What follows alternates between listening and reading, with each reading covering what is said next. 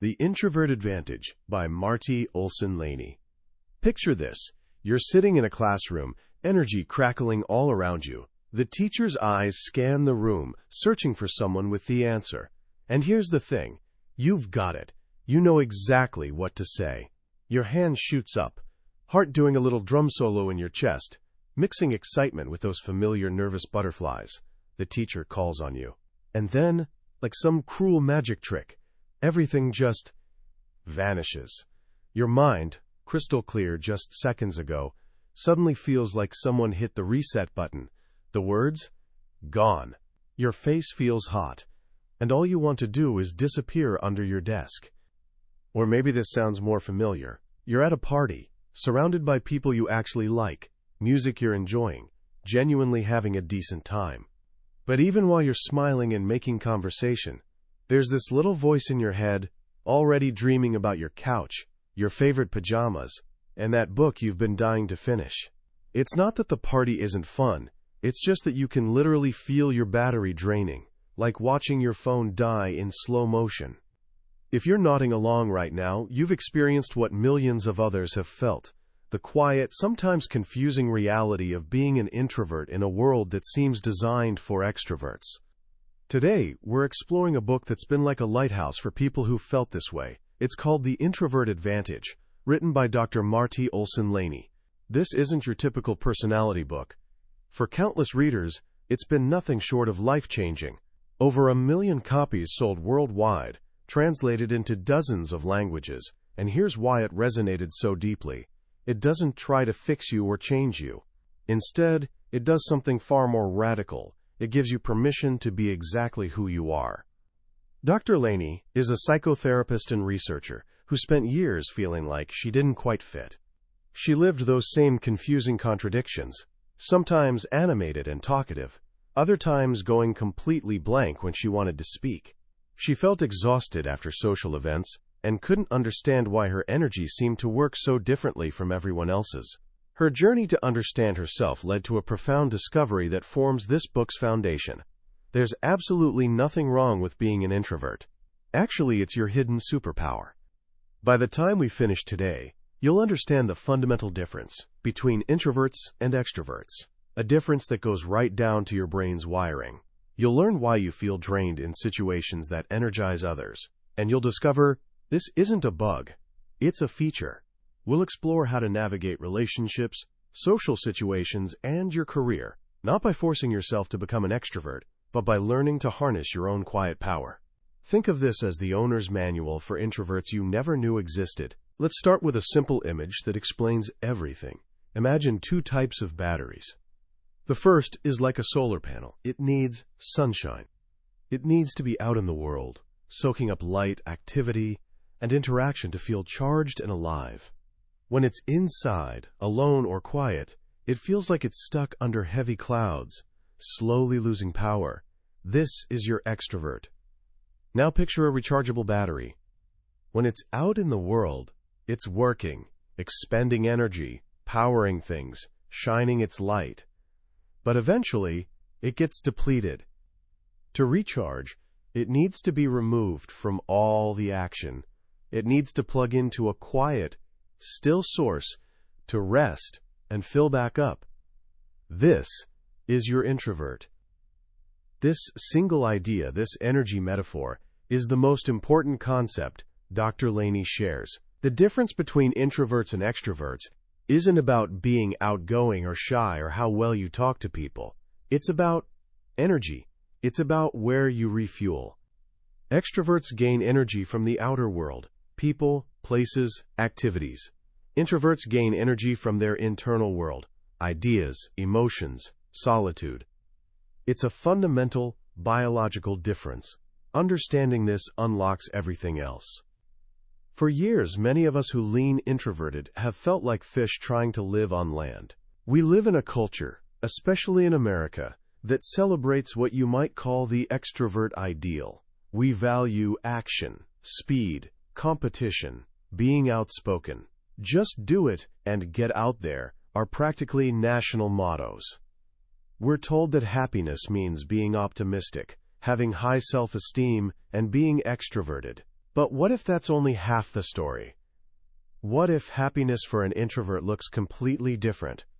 For an extrovert, happiness might sound like, I love being with others. For an introvert, it might be, I'm comfortable in my own skin, or I'm free to follow my own path. Here's a sobering stat. Introverts are outnumbered about 3 to 1. Roughly 75% of people are extroverted. That means the world is largely designed by and for extroverts. Open-plan offices, constant group work at school, expectations to network and mingle at parties. It's an extrovert's playground. For introverts, it can feel like a daily performance. Endless pressure to shape up and act like everyone else. Dr. Laney's message is beautifully liberating. Stop trying to shape up. Appreciate your own shape, exactly as it is. So what is that shape? What does being an introvert actually mean? Let's go deeper than just energy. The book identifies 3 key differences. First, as we've covered, is how you refuel. Extroverts recharge from the outer world, introverts from the inner world. The second difference is response to stimulation. Imagine your brain has an internal intensity meter. For introverts, that meter starts higher. We've got a lot of internal activity already happening. Our minds are constantly mulling, connecting ideas, processing experiences. Because of this, anything from the outside world pushes that intensity meter up really quickly. It's like being tickled. Fun at first, but it can become too much in a split second. Crowds, loud noises, even multiple conversations can push an introvert into overstimulation. When this happens, our minds can actually shut down. That's the blank mind phenomenon. It's your brain's emergency brake saying, no more input, please. Extroverts have a lower baseline of internal activity. They need more external stimulation to feel engaged and alive. A quiet library might feel peaceful to an introvert, but to an extrovert, it can feel understimulating, even boring. They crave the action. The third difference is breadth versus depth. Extroverts tend to love breadth. They enjoy lots of friends, knowing a little about everything, collecting a wide variety of experiences. Life is like a giant buffet, and they want to try every dish. Introverts prefer depth. We like to dive deep. We might have fewer friends, but those relationships are more intimate. We'd rather focus on 1 or 2 topics and really understand them thoroughly. When an extrovert has an experience, they process it and move on. When an introvert has an experience, our mind takes it in, reflects on it, expands it, connects it to everything else we know. We're still chewing on it long after the event ends. This is why interruptions are so frustrating for introverts. It's hard to pull ourselves up from that deep well of concentration. Now, you might be thinking, this is fascinating, but is it actually real? Or is this just personality stuff? This is where the book gets truly profound. Dr. Laney takes us on a journey inside the human brain. Decades ago, psychoanalyst Carl Jung first proposed that introversion and extroversion were biological. He didn't have the technology to prove it, but his intuition was spot on. Today, with brain scans like PET scans, scientists can actually watch our brains in action, and what they've discovered is incredible. Studies show that when introverts are at rest, they have more blood flow to their brains than extroverts. More blood flow means more internal stimulation. It's physical proof that an introvert's mind is always humming along. But here's the most amazing part. The blood travels along completely different pathways. For extroverts, the primary pathway is shorter and runs through areas processing sensory information: sight, sound, touch, taste. It's a pathway designed for immediate response to the outside world. This pathway is activated by a neurotransmitter you've definitely heard of: dopamine. Dopamine is the reward chemical, associated with movement, attention, feeling good. Extroverts have lower sensitivity to dopamine, meaning they need more of it to feel satisfied. And they get it from action, excitement, novelty, taking risks, meeting new people, going to parties. All of this gives extroverts a hit of dopamine, making them feel energized and alive. The introvert's brain uses a different dominant pathway. It's longer, more complex. It runs through parts of the brain associated with memory, planning, problem-solving. This is the pathway for internal focus, remembering. comparing old and new experiences, running an inner dialogue.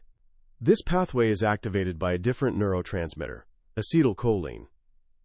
Acetylcholine is also a feel-good chemical, but it feels different. It rewards us for turning inward. It creates pleasant feelings when we're thinking, reflecting, accessing our rich inner world.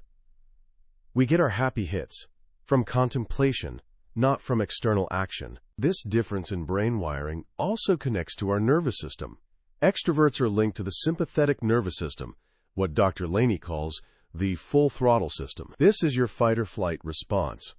It spends energy. It gets you ready for action by releasing adrenaline, increasing heart rate, pumping blood to muscles. It's all about doing. Introverts are linked to the parasympathetic nervous system, the throttle-down system. This is your rest and digest response. It conserves energy, it calms the body, slows heart rate, allows for deep thought and reflection. It's all about being. Think about what this means. When you, as an introvert, feel the need for quiet time, you're not being antisocial. It's your body's natural biological drive to use its preferred brain pathway and nervous system to recharge. When an extrovert gets antsy after being alone too long, they're not being needy. Their biology is demanding the dopamine that comes from external engagement. This isn't a choice, it's temperament, something we're born with. Trying to force an introvert to act like an extrovert all the time is like trying to write with your non-dominant hand all day. You can do it, but it's exhausting, awkward, and won't produce your best work. Once you grasp this, so many misconceptions about introverts just crumble. The book does a fantastic job of myth-busting, and it's one of the most empowering parts. The biggest myth? That introversion equals shyness. It doesn't. Shyness is social anxiety, a fear of what others think of you. It causes racing heart, sweating, self-criticism. An extrovert can be terribly shy, which is a painful combination, since they crave being with people for energy, but fear doing it. Introversion isn't about fear. It's about energy. An introvert can have excellent social skills and enjoy conversations, but will still need to recharge afterward. Another myth: introverts are antisocial or self-absorbed loners. The truth: introverts aren't unsocial, we're just social differently. We don't enjoy idle chit-chat because it expends lots of energy for little return. We prefer substantial conversations, the kind that nourish us. We value fewer but deeper relationships. What looks like self-absorption is actually self-reflection. And that ability to turn inward is precisely what gives us capacity for empathy, understanding what it's like to be in someone else's shoes. And the myth of the shy, retiring wallflower? Dr. Laney fills the book with examples of famous, incredibly successful introverts who are anything but wallflowers. People like Diane Sawyer, the award-winning journalist, actresses Julia Roberts and Joan Allen, historical figures like Abraham Lincoln and Albert Einstein. Even Michael Jordan, one of the most dominant athletes ever, is an introvert. These individuals didn't succeed by pretending to be extroverts. They succeeded by harnessing introverted strengths, the ability to focus deeply, observe, think outside the box, stay with problems longer than anyone else. As Einstein said, "It's not that I'm so smart, it's just that I stay with problems longer." That's the introvert advantage. So now that we understand our nature, how do we nurture it? The second half of the book is a practical guide to navigating an extroverted world. It's about creating what the author calls a just right life. This starts with what she calls the 3 Ps: personal pacing, priorities, and parameters. Personal pacing is about honoring your natural rhythm. Think of the fable of the tortoise and the hare. Our culture celebrates the hare, but the tortoise wins the race. Introverts are tortoises. We move at a slower, more deliberate pace.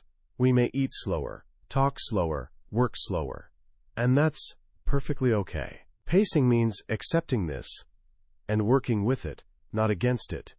It means breaking large projects into small, manageable steps, what author Anne Lamott calls taking it bird by bird. It means noticing your energy ebbs and flows and scheduling demanding tasks during peak hours. When you honor your own pace, you can accomplish incredible things without burning out. Personal priorities are about directing your limited energy toward what truly matters. Because we can't do everything, we must be selective. This requires asking a powerful question: what gives my life meaning? Is it creativity, helping others, learning? Once you're clear on your priorities, deciding where to invest your precious energy becomes much easier. You learn to make trade-offs. You might say yes to a quiet dinner with a close friend, but no to a large, noisy party the next night. It's not about deprivation, it's about making conscious choices aligned with your values. Finally, personal parameters are about setting boundaries. This is crucial for introverts. We need to create protective space around ourselves to prevent overstimulation. This means learning to say no without guilt. It means letting voicemail pick up when you don't have energy for a conversation. It means carving out physical space in your home, a quiet nook that's your sanctuary, a place to recharge. Setting parameters isn't selfish, it's essential self-care. It's what allows you to gather energy needed to go back out and share your gifts with the world. The book applies these principles to every area of life. In relationships, it explains why opposites often attract. The extrovert is drawn to the introvert's calm, reflective nature. The introvert is drawn to the extrovert's energy and ease in the world. They can balance each other beautifully, but only if they understand each other. The author shares a story of her first trip to Las Vegas with her extroverted husband, Mike. For him, the casino was a wonderland of lights, sounds, excitement. He was energized. For her, it was a sensory assault. She felt numb, overwhelmed, just wanted to escape to their quiet hotel room. Neither was right or wrong. They were simply experiencing the same place through different biological lenses. The key to a successful introvert-extrovert relationship is appreciating these differences, not trying to change them. In socializing, the book is a survival guide. It gives you permission to be the person who hangs out in the bathroom for a few minutes to catch your breath. It offers brilliant tactics, like the sea anemone approach. Find a comfortable spot, anchor yourself, and let people drift by you, rather than trying to navigate the whole room. It teaches the structure of small talk, openers, sustainers, closers, so it feels less intimidating. Most importantly, it reminds you it's okay to leave a party when your energy is gone. You're not a party pooper, you're simply pooped from the party. In the workplace, the book shows you how to shine without burning out. Introverts often have their best ideas after a meeting, not during it. We need time to process. The book encourages following up with an email or memo the next day, sharing thoughts you've had time to formulate. It teaches how to communicate your need for uninterrupted time to talkative colleagues. And it reminds us that our strengths, concentration, persistence, thoughtfulness, are incredibly valuable to any organization. We may not be the loudest voice in the room, but we're often the deepest. Even in parenting, understanding temperament is a game changer. An extroverted parent might worry about their quiet, introverted child, pushing them to be more social, not realizing they're causing overstimulation. An introverted parent might feel overwhelmed and guilty about the constant energy of their extroverted child, not realizing their child needs that activity to thrive. When we understand our children's innate nature, we can stop trying to mold them and instead focus on helping them unfold. Ultimately, the Introvert Advantage is a journey of self-acceptance. It's about moving from feeling flawed to feeling whole. The final step is learning to extrovert on your own terms. The book isn't about hiding from the world. It's about learning to engage with it in a way that works for you. This means venturing beyond your comfort zone, but doing it strategically. It's about building confidence not on what you accomplish, but on who you are. Your persistence, curiosity, kindness. It's about using your introverted strengths to prepare for extroverted situations. Before giving a presentation, you can use your ability to focus to know your topic inside and out. Before going to a party, you can plan arrival and exit strategies. You learn to shine your light into the world, but like a lantern, you know you must also protect your flame. You learn to be a confident introvert, someone who understands their own value and can share it with the world without losing themselves in the process. The message is clear and life-changing. You don't need to be an extrovert to be happy and successful. You just need to be a more skillful, self-aware, and self-accepting introvert. And that is a powerful advantage indeed. As we come to the end of our journey through the Introvert Advantage, I find myself reflecting on one simple, powerful feeling: relief. For anyone who's ever felt out of sync with the world, who's wondered, what's wrong with me, this book feels like coming home. It's that gentle, reassuring voice saying, nothing is wrong with you, you're just different, and your difference is a strength. The most profound lesson, for me, isn't just the what of introversion, but the why. Understanding the brain science, the different pathways, the different neurotransmitters, is a complete paradigm shift. It moves the conversation from personality flaws and self-criticism to the solid ground of biology. Your need for solitude isn't a character defect. It's a neurological need. Your hesitation before speaking isn't weakness. It's a reflection of a brain that prefers depth and processing. This knowledge is incredibly liberating. It lifts a weight of guilt and shame many introverts have carried their entire lives without even realizing it. What makes Dr. Laney's work so timeless is that it isn't about quick fixes or changing who you are. It's about nurturing your nature. In a world obsessed with self-improvement, which often translates to become more like an extrovert, this message is a quiet revolution. It suggests the path to a fulfilling life isn't about adding things you lack, but about appreciating and skillfully using the gifts you already possess. The ability to concentrate, listen deeply, have a rich inner life, think creatively. These aren't small things. In a world filled with noise and distraction, these introverted qualities are more valuable than ever. They're superpowers in disguise. So how do we begin applying these lessons in our own lives, starting today? It doesn't require a massive overhaul. It starts with small, conscious shifts. Here are 3 simple actions you can take. First, take a moment for self-discovery. The book has a wonderful self-assessment quiz, but you can start even simpler. Ask yourself this one question: after a busy day of interacting with people, do I feel energized or drained? Your honest answer is your compass. It tells you whether you're more like a solar panel or a rechargeable battery. Just knowing that is the first step. Second, for the next 24 hours, manage your energy based on your answer. If you realize you're an introvert, intentionally schedule just 15 minutes of quiet, uninterrupted alone time. Put your phone away, close the door, and just sit, read, or listen to music. Notice how you feel afterward. If you realize you're an extrovert, schedule a 15-minute phone call with a friend, or take a walk in a bustling area. Honor your biological need for energy, whatever it may be. And third, share this concept with one person you care about. Explain the difference between introverts and extroverts using the simple battery analogy. Understanding this doesn't just change how you see yourself. It changes how you see everyone around you. It fosters empathy. You'll start understanding why your extroverted friend always wants to go out, and they might start understanding why you sometimes need to stay in. It replaces judgment with understanding, and that can transform a relationship.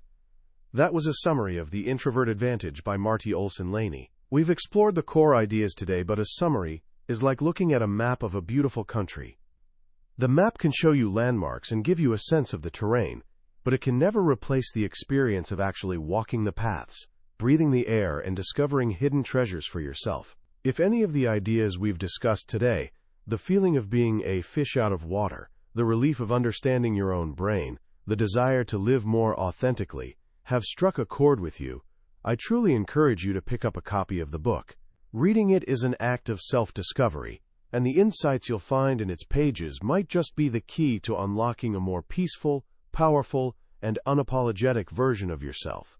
There's a link to the book in the description below. Also, if you found this journey valuable and want to continue exploring ideas within the world's most impactful books, please take a moment to subscribe and perhaps leave a comment. Your support allows us to continue this work and ensures you won't miss our next deep dive into another life-changing book.